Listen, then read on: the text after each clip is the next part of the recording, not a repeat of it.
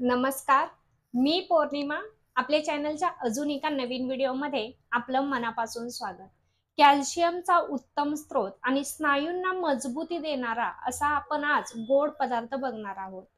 असा हा गोड शिरा तुम्ही जर फक्त आठवड्यातून 2दाच खाल तरी देखील तुमची कंबरदुखी, गुडघेदुखी याला आराम मिळेल.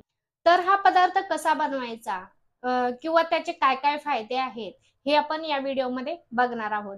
पण त्या अगोदर जर तुम्ही चॅनलला नवीन असाल, अजूनपर्यंत सबस्क्राईब केलं नसेल तर सबस्क्राईब करा व बेलचं बटनही दाबून ठेवा. म्हणजेच मी तुमच्यासाठी असेच नवनवीन व्हिडिओ घेऊन येत असते, त्याचं नोटिफिकेशन तुम्हाला सर्वात आधी मिळेल.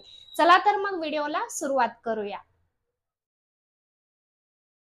सर्वात पहिले आपण हे साहित्य बघणार आहोत. हे 1 वाटी राजगिऱ्याचं पीठ घेतलेलं आहे. तसेच हा पाऊण वाटी गूळ घेतलेला आहे. तसेच ही 1 चमच खसखस घेतलेली आहे व हा 1 चमच डिंक घेतलेला आहे.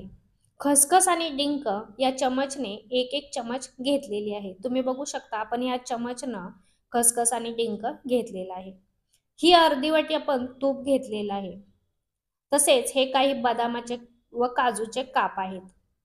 तसेच ही सुंठ आणि वेलचीची पावडर देखील आपण याच्यामध्ये टाकणार आहोत. आता सर्वप्रथम आपण या भांड्यामध्ये 2 वाटी पाणी घेणार आहोत.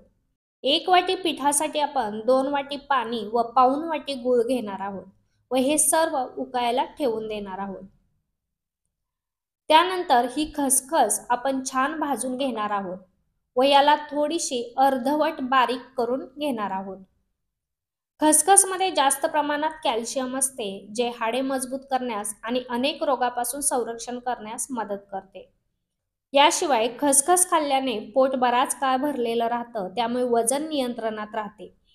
खसखसमध्ये वेदना कमी करणारे गुणधर्म असतात, जे पाठदुखी किंवा सांधेदुखीपासून आराम देतात. आपली ही खसखस छान भाजलेली आहे व याला आपण आता थोडीशी ओबडधोबड बारीक देखील करून घेतलेली आहे. आता या पॅनमध्ये आपण थोडंसं तूप टाकून घेणार आहोत व याच्यामध्ये हा डिंक मंद आचेवर छान असा भाजून घेणार आहोत. डिंक व्यवस्थित फुलला गेला पाहिजे. डिंक खाण्याने हाडांचे आरोग्य चांगले राहते. डिंकामध्ये अँटी इन्फ्लेमेटरी गुणधर्म असतात, त्यामुळे सुरकुत्या कमी होतात. डिंकामध्ये अँटी एजिंग गुणधर्म असतात. डिंकामध्ये प्रथिन, फॉलिक ऍसिड आणि इतर पोषक घटक असतात. डिंकामध्ये असलेल्या पोषक घटकांमुळे रोगप्रतिकारक शक्ती वाढते. डिंकामध्ये असलेल्या गुणधर्मामुळे शरीरातील विषारी पदार्थ बाहेर पडतात आणि चयापचय वाढतो व पोटाच्या इतर समस्या देखील दूर होतात. त्यामुळे डिंकाच्या सेवनाने सांधेदुखी दूर होते. आपला हा डिंक छान भाजून झालेला आहे. आता याच पॅनमध्ये आपण हे बदामाचे व काजूचे काप देखील भाजून घेणार आहोत. आता हा व्हिडिओ माझ्याकडून स्किप झालेला आहे. आपण हे बदाम आणि काजूचे काप देखील छान भाजून घेतलेले आहे. आता आपले हे गुळाचं पाणी जे आपण तयार करायला ठेवलेलं होतं ते तयार झालेलं आहे. आपला हा गुळ व्यवस्थित विरघळलेला आहे. आता आपण हा गॅस बंद करून घेणार आहोत व या कढईमध्ये हे तूप टाकून घेणार आहोत व याच्यामध्ये हे राजगिऱ्याचं पीठ घेणार आहोत व याला मंद गॅसवर छान असं भाजून घेणार आहोत. राजगिरा हे धान्य कॅल्शियमचा उच्च स्रोत आहे. अगदी दुधापेक्षा 3 पट कॅल्शियम याच्यामध्ये आहे. 100 ग्रॅम राजगिऱ्यामध्ये मग ते पीठ असो किंवा धान्य स्वरूपात असो, तुम्हाला 330 मिलीग्रॅम एवढं कॅल्शियम प्रदान करतं. दुधामध्ये 100 ml दुधात 100 मिलीग्रॅम कॅल्शियम असतं. म्हणजेच या राजगिऱ्यामध्ये दुधापेक्षा 3 पट कॅल्शियम असतं. त्यामुळे राजगिरा आपल्या आहारात ठेवायला पाहिजे. राजगिरा हे एक पौष्टिक धान्य आहे. हे ग्लुटेन मुक्त धान्य आहे. त्यामुळे ग्लुटेन ॲलर्जी असलेले लोकही हे खाऊ शकतात. तसेच याच्यामध्ये व्हिटॅमिन सी, लोह, जस्त, मॅग्नेशियम, फॉस्फरस आणि पोटॅशियम असते. याच्यामध्ये विरघळणारे आणि अघुलनशील असे दोन्ही प्रकारचे फायबर असतात, जे पचनक्रियेत मदत करतात. हे सर्व हाडांच्या आरोग्यासाठी महत्त्वाचे आहेत. आपले हे पीठ छान असं भाजलेलं आहे.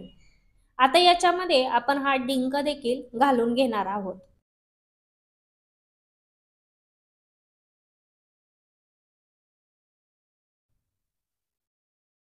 व याच्यामध्ये आपण हे गुळाचं पाणी टाकणार आहोत व याला छान असं हलवून घ्यायचं आहे।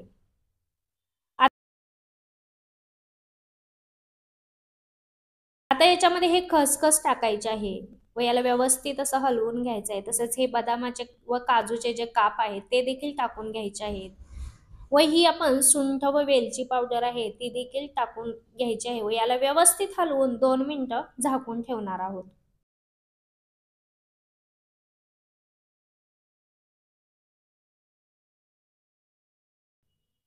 2 मिनिटांनी बघू शकता आपला हा मस्त असा राजगिऱ्याचा पौष्टिक आणि तितका स्वादिष्ट असा राजगिऱ्याचा मस्त असा शिरा तयार झालेला आहे। हा शिरा जर तुम्ही आठवड्यातून 2 वेळा तुम्ही तुमच्या आहारात ठेवला तरी देखील तुमची हाडे ठिसूळ होणार नाहीत। तसेच सांधेदुखी, कंबरदुखी यापासून आराम मिळेल। तुमच्या आहारामध्ये राजगिरा हे धान्य अवश्य ठेवा। मग आजचा हा व्हिडिओ तुम्हाला कसा वाटला हे कमेंटद्वारे नक्की सांगा। व्हिडिओ आवडला असल्यास व्हिडिओला एक लाईक नक्की करा। लाईक करायला अजिबात विसरू नका। आजचा व्हिडिओ पाहिल्याबद्दल धन्यवाद। पुन्हा भेटू अशाच एका नवीन व्हिडिओसह। तोपर्यंत स्वस्त रहा, मस्त रहा।